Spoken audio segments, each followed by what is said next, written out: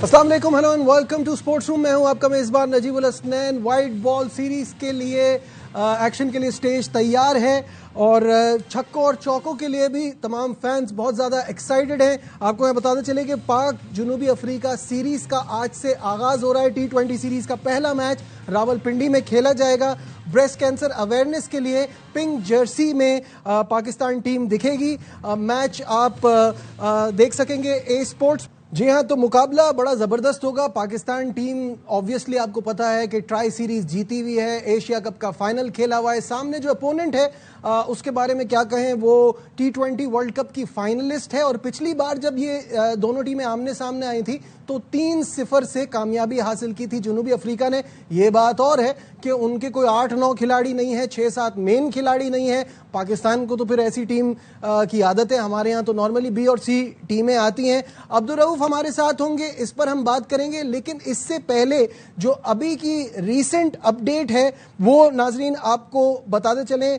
कौमी क्रिकेटर्स के central contract का मामला, जिसमें विकेटकीपर मोहम्मद रिजवान ने सेंट्रल कॉन्ट्रैक्ट पे दस्तखत करने से इनकार कर दिया है। पाकिस्तान क्रिकेट बोर्ड ने 30 कौमी क्रिकेटर्स को सेंट्रल कॉन्ट्रैक्ट पेश किए हैं, जिनमें से मोहम्मद रिजवान ने दस्तखत करने से इनकार कर दिया है। हमारे साथ हैं शहजाद मलिक, हमारे नुमाइंदा लाहौर से, वो अपडेट करेंगे इस हवाले से। जी शहजाद।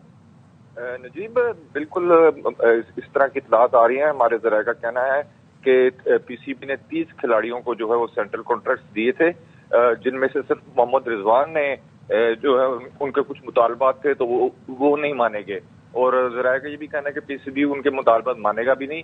तो इस वजह से उन्होंने जो है वो सेंट्रल कॉन्ट्रैक्ट पर दस्तखत करने से इनकार कर दिया है, जबकि बाकी तमाम 29 खिलाड़ियों ने जो है वो सेंट्रल कॉन्ट्रैक्ट पर दस्तखत कर दिए। मोहम्मद रिजवान को सेंट्रल कॉन्ट्रैक्ट की B कैटेगरी में शामिल किया गया था। जी, तो कुछ अभी इसके बारे में अपडेट है कि वो इनके मुतालबात हैं क्या?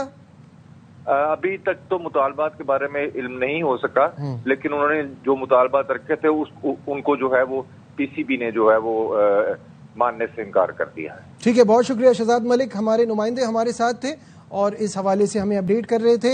अब्दुल रऊफ हमारे साथ हैं। रऊफ, बहुत सारी चीज़ें बड़ी अजीब व गरीब चल रही हैं पाकिस्तान टीम में। तो सबसे पहले जो सिलेक्शन एक इतना बड़ा मसला होता है ना, जो टीम में आता है वो क्यों आता है, और जो टीम से जाता है और वो क्यों जाता है, और जाने वाला वापस कैसे आता है, ये सब पे एक सवालिया निशान होता है। क्या कहेंगे?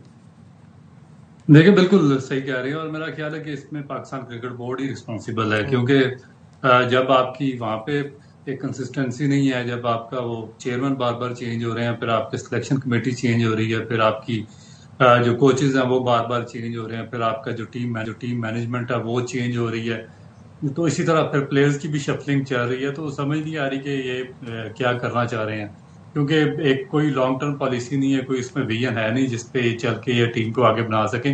ये कुछ प्लेयर्स को, सीनियर प्लेयर्स को जो परफॉर्म नहीं कर रहे होते उनको निकालते हैं, एक कोच निकालता है, दूसरी सिलेक्शन कमेटी आती है, फिर वो एक पहले वाला यंगस्टर्स को लाता है, दूसरी सिलेक्शन कमेटी आती है, जिनको निकाला होता है उनको वापस ले आते हैं, और जो यंगस्टर्स होते हैं उनको निकाल दिया जाता है। तो ये अजीबोगरीब किस्म की एक खिचड़ी है जिसका ना कोई सर है ना पाँव है, और जब तक इसको, मेरा ख्याल है कि कंसिस्टेंसी बोर्ड में नहीं आएगी उस वक्त तक बड़ा मुश्किल होगा इसको आगे चलाना।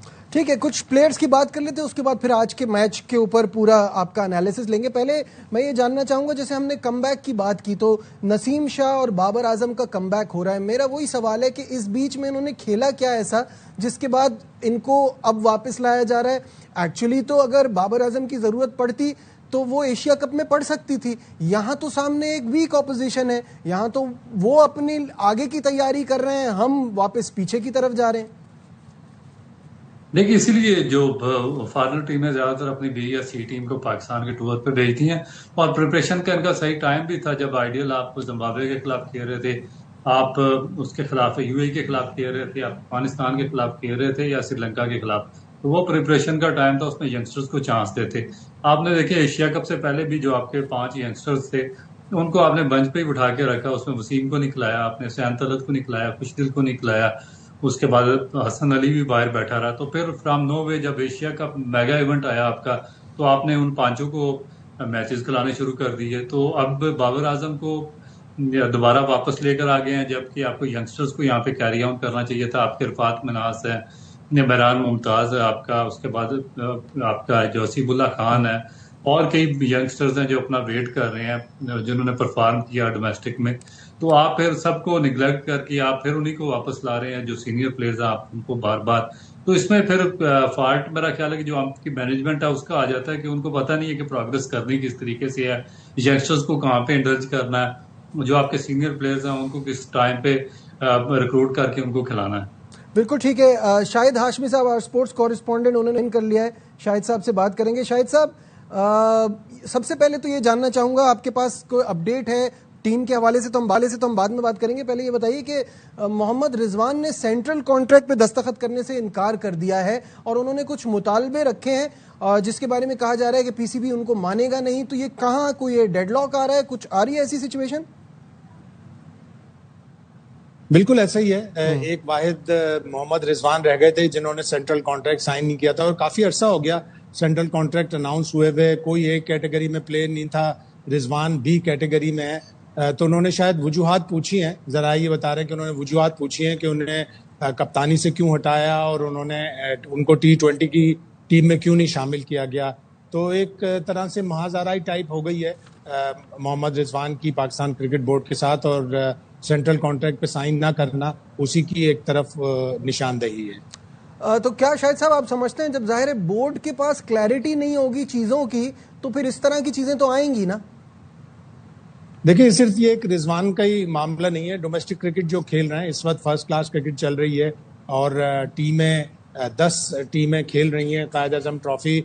और सीजन से पहले जो जिस तरह माहाना कॉन्ट्रैक्ट दिए जाते थे उसमें भी बड़ी जबरदस्त कमी की गई है। जिन प्लेयरों को एक कॉन्ट्रैक्ट में तकरीबन 5 लाख रुपए मिलते थे, उनको अब 3 लाख के करीब मिल रहे हैं। डोमेस्टिक क्रिकेट में भी बहुत से क्रिकेटर्स ने अभी तक वो कॉन्ट्रैक्ट साइन नहीं किए हैं।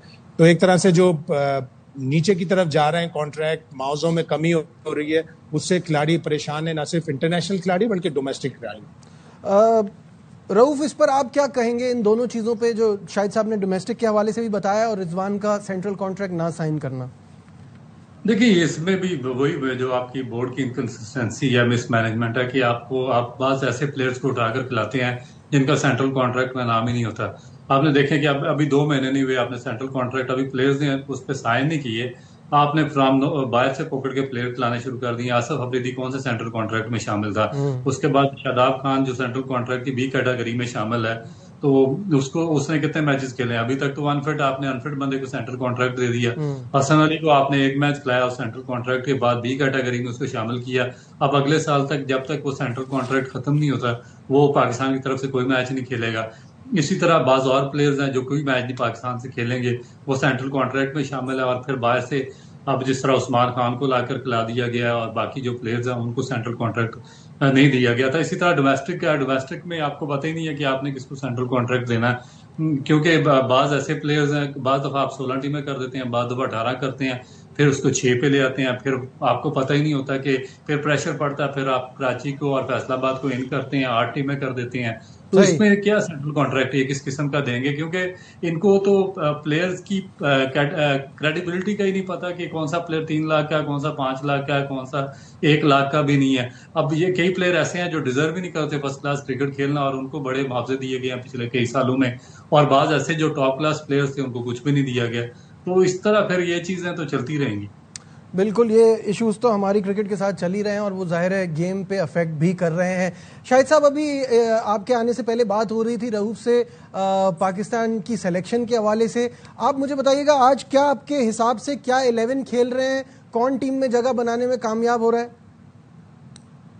देखिए, जब से माइक हसन ने कोचिंग संभाली है मई 2025 से, तो अब तक पाकिस्तान की टीम में साउथ अफ्रीका का जो स्क्वाड है उसको मिलाकर 26 खिलाड़ी सेलेक्ट हुए हैं। कुछ खिलाड़ी आते हैं फिर चले जाते हैं। जो फॉरेन कोचेज होते हैं ये ट्रायल एंड एरर बेसिस पे काम करते हैं, ये देख रहे हैं कि किस पोजीशन के लिए मुझे कौन से लड़के चाहिए। माइक हसन से मैंने सवाल किया कि बाबर आजम को आपने ये कहकर ड्रॉप किया था एशिया कप के स्क्वाड से कि उनका स्ट्राइक रेट कम है, उनको स्पिनर्स पे काम करना है, और उनको बिग बैश में एक अपॉर्चुनिटी मिलेगी, वहां जाके वो अपनी सारी चीजें सही करें। लेकिन वो तो बिग बैश से पहले ही सेलेक्ट हो गए, बिग बैश तो दिसंबर में होगी। तो इस पर उन्होंने कहा नहीं, मैं एंडोर्स करता हूँ, उसकी जगह बनती है। दरअसल हुआ ये है कि फ़खर जमान ने हमें कहा कि वो फर्स्ट क्लास क्रिकेट खेलना चाहते हैं ताकि वो अपनी टेक्निक उस जगह पर लेके आ सकें जिसकी रिक्वायरमेंट है T20 में और ODI क्रिकेट में। तो फ़खर के जाने से एक ओपनिंग स्लॉट खुला था। उस ओपनिंग स्लॉट में अब हमें किसी को तो लाना था टॉप 3 में, तो हम बाबर को लेके आए हैं जो नंबर 3 पे बैटिंग करेगा।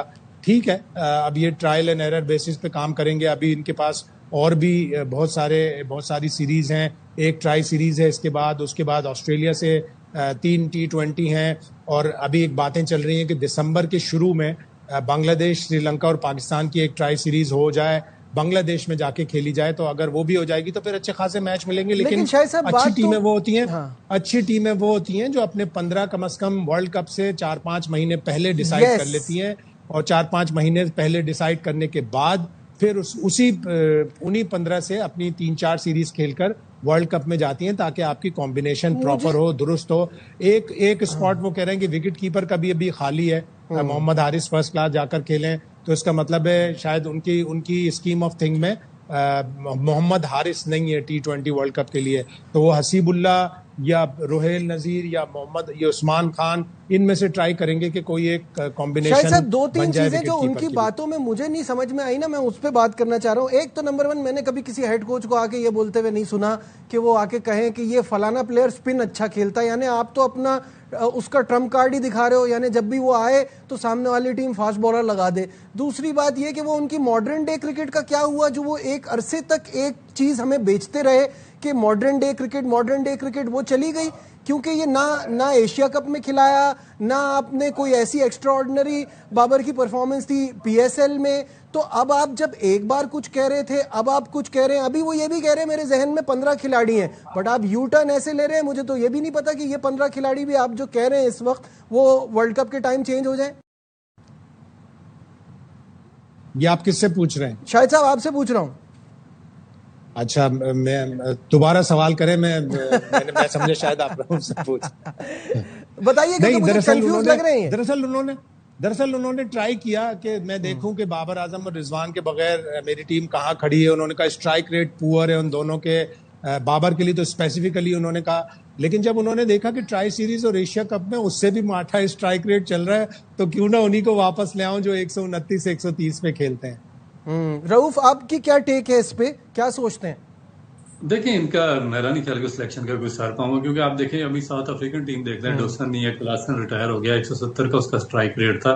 तो ये हमारे, क्योंकि इनको पता ही नहीं है, ये पैसा बनाने आते हैं यहाँ पे, इनको जॉब्स वगैरह चाहिए होती है, शॉर्ट टर्म कॉन्ट्रैक्ट होते हैं, तो उसमें फिर ये इस तरह के तजर्बात करते हैं और फिर निकल जाते हैं। क्योंकि लॉन्ग टर्म विजन, ये अगर वापस अपने कंट्रीज में जाके काम करें या वेस्टर्न कंट्रीज में, तो वहां पर इनको एक प्रॉपर प्लान दिया जाता है, एक गाइडलाइन दी जाती है और एक फ्यूचर प्लान दिया जाता है। उसमें जो एग्जिस्ट होता है उनको एज इट इज उसी के अंदर है कि इनको चलना होता है। पाकिस्तान में आकर इनको हालात का अंदाजा हो जाता है कि यहाँ पर जिसकी लाठी उसकी भैंस, और जिसकी आवाज चल रही है, जिसकी वजह से इनकी नौकरी बची रहती है, इनके कॉन्ट्रैक्ट बचे रहते हैं, तो उसको ये इन कर लेते हैं सोशल मीडिया के प्रेशर की वजह से, मीडिया के प्रेशर की वजह से, बोर्ड के प्रेशर की वजह से, दूसरे लोगों के प्रेशर की वजह से, अपना आप बचाने के लिए। आप देखें, आपके सामने 2 लोगों ने रेजिस्ट किया है, उसमें गैरी क्रिस्टन था और जैसन गिलेस्पी थे, और उन्होंने ये 2-2 महीने के बाद उनकी छुट्टी करवा दी बगैर किसी वजह के। तो ये थोड़ा सा साथ मिलकर जा रहा, तो इस वजह से थोड़ा सा लिंगर ऑन होता जा रहा। अदरवाइज जो आपने प्लेयर्स की परफॉर्मेंस पूछी है, आप देखें कि जो हम T20 अमेरिका में आ रहे थे, पहले 2 मैचेस में बाहर हो गए थे, उसमें जो 6-8 प्लेयर हमने डिस्कार्ड किए थे, वो पिछले 5-6 साल से कोई परफॉर्म नहीं कर रहे थे। तो अगर कोई विजन वाला क्रिकेट बोर्ड होता या कोई थिंक टैंक यहाँ पे बैठा होता, तो वो उनको दोबारा कभी भी शॉर्ट फॉर्मेट में पाकिस्तान टीम में दोबारा ना आने देता। मगर हमारी शॉर्ट टर्म मेमोरी या गैरी क्रिस्टन को अगर काम करने देते तो वो बेहतर काम कर सकता था। उसको पता था कि इन लोगों ने पास्ट में क्या परफॉर्म किया, कहाँ पे लेग डाउन किया टीम को, हमें फ्रेश ब्लड्स की जरूरत है, हमें कहाँ से नए लड़के पिक करने हैं, किसको किसकी जगह पे रिप्लेस करना है, उसको इन्होंने साइड पे कर दी। अब ये वापस वो जो 6 डिस्कार्डेड जिनकी वजह से हम पिछले 6 साल से हम बिल्कुल बॉटम पे चले गए, उनको दोबारा वापस टीम में लाया है। जो नए लड़के थे जिनको आगे ग्रूम करना चाहिए था, जो नए यंगस्टर्स डोमेस्टिक से लाने चाहिए थे, उनको लख्त उन्होंने नजरअंदाज कर दिया।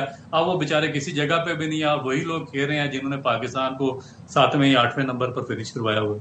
शाहिद साहब, जो रऊफ बात कर रहे हैं ना, वही मेरा आपसे भी सवाल था। जो अभी रऊफ ने कही ना बात कि गोरा हमारे रंग में रंग जाता है तभी सरवाइव करता है, पता चल गया है कि किसके पीछे छुपना है। ये बात रियलाइज हो गई है कि यहाँ पे बड़ा प्रेशर है, यहाँ जो स्टार है उसके पीछे छुप जाओ, उसको बैक करो तो करियर को लंबा खींचा जा सकता है। हाँ, जब माइक हसन आए थे, शुरू में उनका एक पॉडकास्ट पीसीबी ने रिलीज किया था, वो ये कहते हुए पाएगा कि मैं आउटसाइड नॉइज के ऊपर तवज्जो नहीं दूंगा। तो आउटसाइड नॉइज के ऊपर तो तवज्जो देनी पड़ रही है उन्हें, और वो उसी रंग में रंग रहे हैं। बदतमीजी अगर कंसीडर ना होती तो मैं माइक हसन से यही सवाल पूछता कि आपने बाबर आजम को किस बेसिस पे सेलेक्ट किया है? क्या आप भी आउटसाइड नॉइज पे मुतासिर हो गए? क्या आप भी फैंस की चॉइस पे, फैंस चाहते हैं कि बाबर आजम टीम में हो? तो थोड़ा सा ज्यादा सख्त हो जाता है, इसलिए मैंने नहीं पूछा। लेकिन आकर उनको ये जस्टिफाई करना पड़ेगा कि जो सिलेक्शन हुआ है क्या आउटसाइड नॉइज पे हुआ है, क्या वो भी उस रंग में रंग गए जो आउटसाइड पाकिस्तान में होता है। तो ये चीजें हैं। अब इनके पास ये वाली सीरीज है जिसमें अगेन ऑलमोस्ट सेकंड स्ट्रेंथ है, 7 से 8 प्लेयर उनके जो रेगुलर खेलते हैं वो नहीं है इस टीम में। उसके बावजूद भी आप देखिएगा कि जनूबी अफ्रीका की टीम कितनी टफ फाइट देगी। अगर पाकिस्तान 3-0 जीता है जैसे कि साउथ अफ्रीका में जीता था उनकी अच्छी टीम से, तो बहुत ही बड़ी बात होगी। लेकिन बज़ाहिर नहीं लग रहा। दूसरी टीमों की बेंच स्ट्रेंथ और डेप्थ इतनी ज्यादा होती है कि हम उनकी सेकंड और थर्ड 11 से भी वो फाइट नहीं कर पाते जो हमारी फर्स्ट 11 को करनी चाहिए। रऊफ, पाकिस्तान के लिए बड़ा जबरदस्त मौका, और जिन तमाम खिलाड़ियों की हमने बात की उनके लिए भी बड़ा अच्छा मौका है, क्योंकि इनके 6-7 मेन प्लेयर तो नहीं है, वैसे तो 8-9 प्लेयर नहीं है, लेकिन इसका पूरा फायदा उठाने का चांस है अपनी कंडीशन में। कैसा देखते हैं? बिल्कुल चांस है, क्योंकि पाकिस्तान के ये प्लेयर काफी अरसे से खेल रहे हैं, लंबे अरसे से इनको एक्सपोजर दिया गया, पाकिस्तान से बेताशा इनको क्रिकेट खिलाई गई है, बार बार इनके फेलियर के बावजूद इनको दोबारा इंडक्ट किया गया, और फिर गोल्डन अपॉर्चुनिटी है कि जो एक्सपीरियंस प्लेयर थे साउथ अफ्रीकन के वो भी मिसिंग है। 7-8 जो उनके मेन स्ट्रीम प्लेयर्स थे वो पाकिस्तान के टूर पे नहीं आ रहे, और जो नए आते हैं उनको डेफिनेट मुश्किल होता है, क्योंकि जो सब कॉन्टिनेंट में कंडीशंस होती हैं पिचेस की, उनसे एडजस्ट होना, फिर यहाँ पर बैटिंग करना और बॉलिंग करना, तो वो थोड़ा सा मुश्किल होता है, तो उस पर उनको चार्ज किया जा सकता है। मगर इसमें मेरा एक और भी क्वेश्चन है कि देखें, ये आप बता दें या शायद भाई से पूछ लें कि ये जो फखर जमान का एक पीछे इंसिडेंट हुआ था जब बाबर आजम को निकाला गया था और उन्होंने एक ट्वीट किया था, तो उस पर उनको काफी ज्यादा पनिशमेंट का भी सामना रहा, पाकिस्तान क्रिकेट बोर्ड से भी क्वेश्चन हुए उन पे। तो क्या फखर जमान ने इस पॉइंट ऑफ व्यू से रेस्ट किया कि वो फर्स्ट क्लास क्रिकेट खेलना चाह रहे हैं, या वो बाबर आजम के लिए एक दफा फिर उन्होंने सैक्रिफाइस किया, अपनी जगह की कुर्बानी दी है? बड़ा इंपॉर्टेंट सवाल है शाहिद साहब, क्योंकि पहले सवाल ये बन रहा था कि बाबर आएंगे तो खेलेंगे किसकी जगह। अब जब फखर जमान फर्स्ट क्लास खेलने चले गए हैं तो जगह तो खुद ही बन गई है, तो क्या कहेंगे इस पे? देखिए, फखर जमान यहाँ खेल रहे थे, उन्होंने एबटाबाद की कप्तानी की, गालिबन 2 मैचों में कप्तानी की, और इस्लामाबाद के होटल में ही ठहरे हुए थे, तो उनसे कोई सच बात हो नहीं सकी।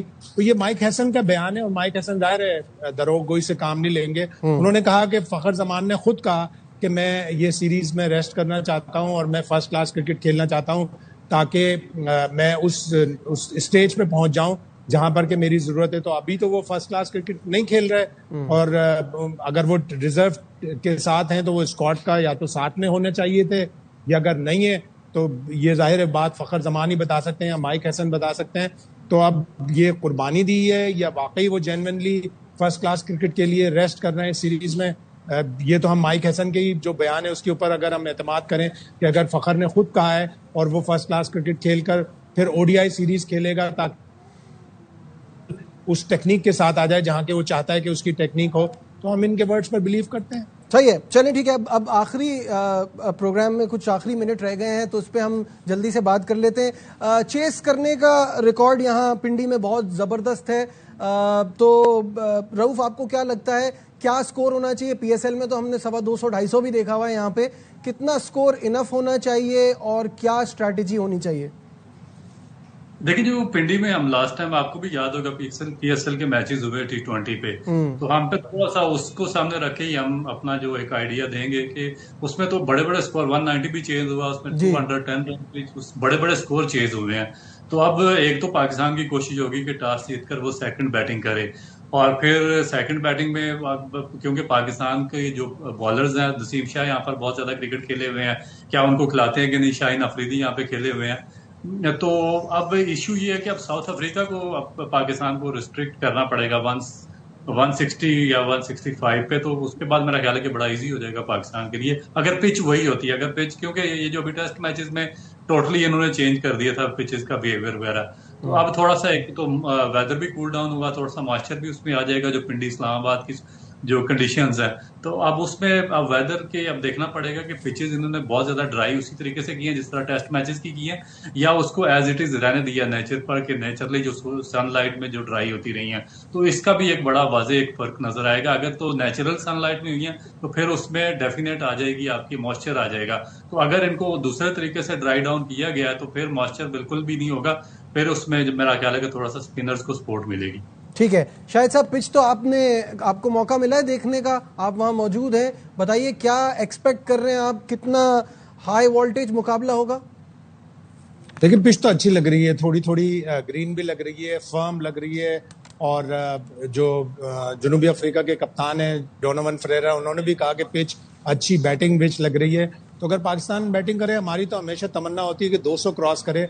इस पूरी ट्राई सीरीज में और एशिया कप में पाकिस्तान ने एक ही दफा 200 क्रॉस किया पहले बैटिंग करते हुए यूएई के खिलाफ।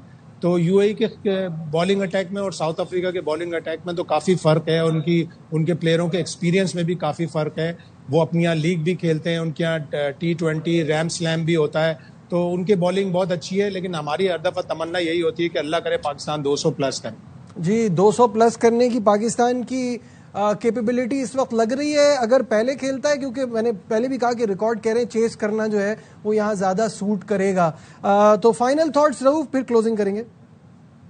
देखिए मेरा कर तो सकता है, क्योंकि जो बॉलिंग लाइन है उसमें इतनी ज्यादा डेप्थ है नहीं है, उनके जो मेजर फास्ट बॉलर्स हैं वो भी नहीं है यहाँ पे, जो स्पिनर्स हैं उनको भी स्वाय जॉर्ज डेंडे यहाँ पे PSL में काफी उन्होंने क्रिकेट खेली है यहाँ पे, उनके अलावा कोई मुझे ऐसा कोई एक्सपीरियंस, या नगीडी है, उनके अलावा कोई इतना बड़ा एक्सपीरियंस बॉलर नजर नहीं आ रहा जो साउथ अफ्रीकन जो बॉलिंग लाइन है। तो मेरा ख्याल है कि इनके खिलाफ तो पाकिस्तान को पिंडी की पेज पे 200 रन तो करने चाहिए। बिल्कुल ठीक है। Former fast bowler Abdul Rauf और our sports correspondent Shahid Hashmi sahab हमारे साथ थे। नाज़रीन को बताएं कि ए स्पोर्ट्स पर यह मुकाबला आप बराह रास्त देख सकेंगे। पाकिस्तान जनूबी अफ्रीका का पहला T20 मैच। फिलहाल दीजिए अपने मेजबान नजीबुल हसनैन को इजाजत। अपना बहुत ख्याल रखिए। अल्लाह हाफिज।